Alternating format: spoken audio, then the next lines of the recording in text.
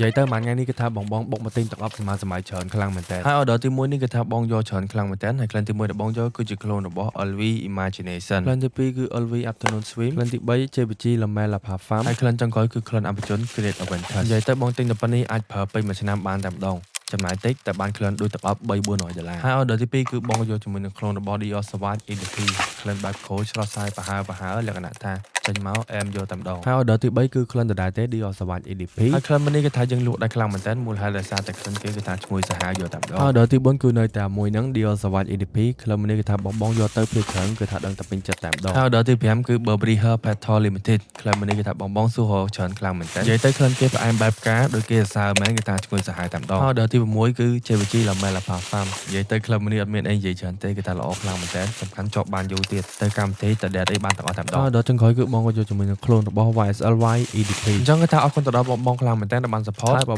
បងអត់ចង់ចាំមកលើច្រើនទាំង original អាចសាក clone ពីខាង Riches បើជួមរីបាន